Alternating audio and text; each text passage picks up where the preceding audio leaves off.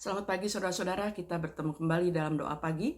Mari kita berdoa sebelum kita bersama membaca dan merenungkan firman Tuhan. Bapa kami yang di surga, di pagi hari ini kami datang ke hadapan-Mu.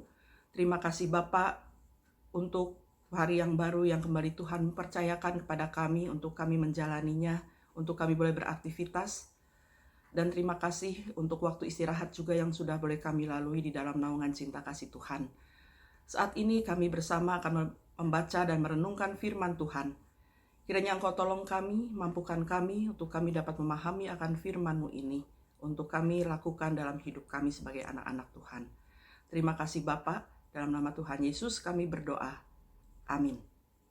Saudara-saudara, pagi hari ini kita akan membaca dari kitab Injil Yohanes pasal 13 ayat 21 sampai dengan 30. Dikatakan demikian. Setelah Yesus berkata demikian, ia sangat terharu lalu bersaksi, "Aku berkata kepadamu, sesungguhnya seorang di antara kamu akan menyerahkan aku." Murid-murid itu memandang seorang kepada yang lain. Mereka ragu-ragu siapa yang dimaksudkannya. Seorang di antara murid Yesus, yaitu murid yang dikasihinya, bersandar dekat kepadanya di sebelah kanannya.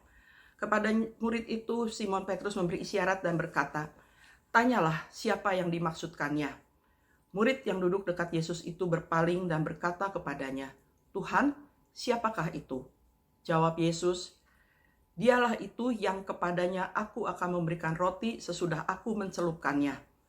Sesudah berkata demikian, ia mengambil roti, mencelupkannya dan memberikannya kepada Yudas anak Simon Iskariot.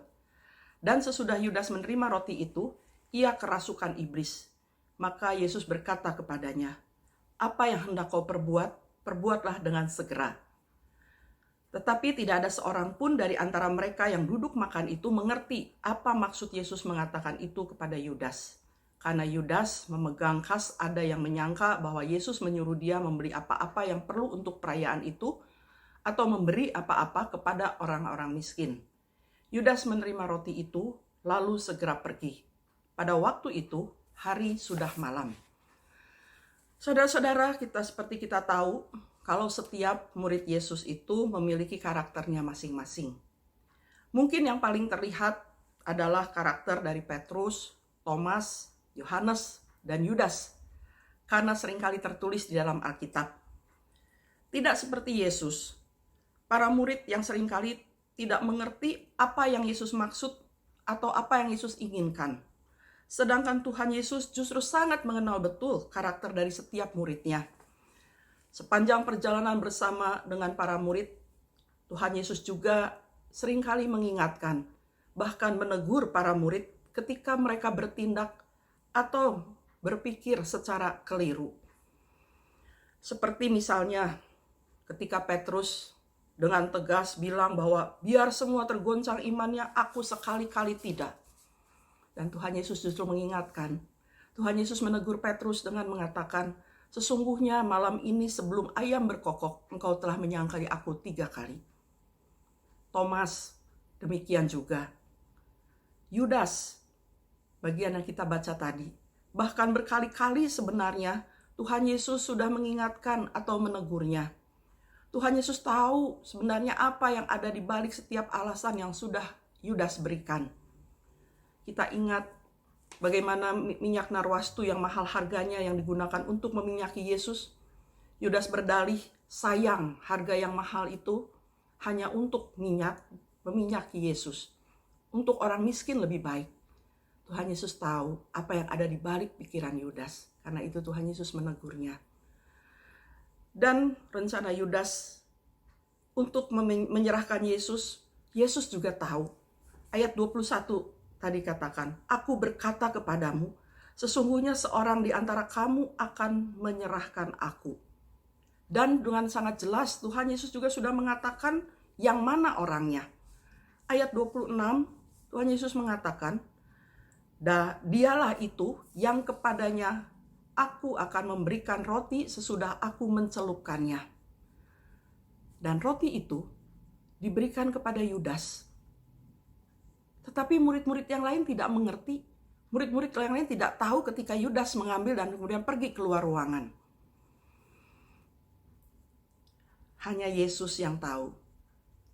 Dan yang Yesus katakan kemudian bukan menyuruh Yudas melakukan rencana jahatnya, tetapi justru sebuah kesempatan untuk berubah. Karena Yesus tahu akan niat tidak baik dari Yudas. Tetapi ternyata Yudas lebih mengikuti keinginannya. Yudas lebih membiarkan kuasa jahat menguasainya. Saudara, kita sering berpikir yang penting orang gak tahu. Atau apa yang kita lakukan yang salah tidak ketahuan. Perbuatan jahat atau licik kita, orang gak tahu. Itu yang kita pikirkan. Orang gak tahu kalau yang kita lakukan hanya supaya dipuji orang. Atau dikatakan sombong. Sepertinya ketika itu sudah tercapai kita merasa bangga. Ketika kita ingat bahwa tidak ada orang yang tahu, kita merasa aman. Saudara-saudara, kita lupa. Allah tahu dan Allah melihat baik yang kita lakukan ataupun yang masih ada dalam hati dan pikiran kita. Tidak ada yang tersembunyi di hadapan Allah. Manusia mungkin bisa dibohongi. Manusia mungkin bisa tertipu. Tapi Allah kita tidak bisa dibohongi. Dan Allah dalam kasih-Nya selalu mengingatkan, selalu menegur ketika kita mungkin sedang ada di jalan yang salah. Ketika kita mulai melakukan hal-hal yang tidak dikehendakinya, Allah sesungguhnya selalu mengingatkan kita. Allah mau supaya kita kembali ke jalan yang benar. Allah mau supaya kita melakukan hal-hal yang baik. Yang Dia inginkan adalah perubahan. Perubahan hidup kita untuk semakin baik dan benar, seperti yang selalu Dia ajarkan. Saudara, maukah kita melakukan pembaruan hidup ketika kita menyadari bahwa tidak ada yang tersembunyi di hadapan Allah?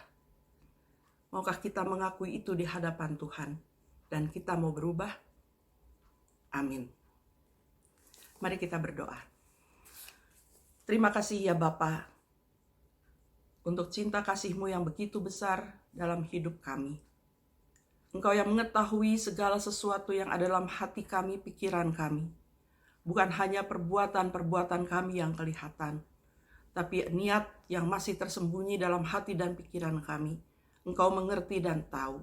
Bapa, tolonglah kami, ajar kami anak-anak-Mu, untuk kami boleh mengakui akan segala kelemahan kami di hadapan-Mu. Untuk kami mau terus belajar, melakukan apa yang Tuhan ajarkan kepada kami, supaya hidup kami semakin hari semakin berkenan di hadapan-Mu. Terima kasih ya Bapa, kami juga mempercayakan kehidupan kami sepanjang hari ini, di dalam pimpinan dan penyertaan-Mu saja, sehingga kami juga dimampukan untuk dapat melakukan hal-hal yang baik dan benar. Sehingga melalui semua itu juga, nama Tuhan boleh dipermuliakan. Kami berdoa ya Bapa, bagi sesama kami yang saat ini tengah menderita, baik karena kehilangan pekerjaan, karena sakit yang tengah dideritanya. Tuhan, tolonglah mereka.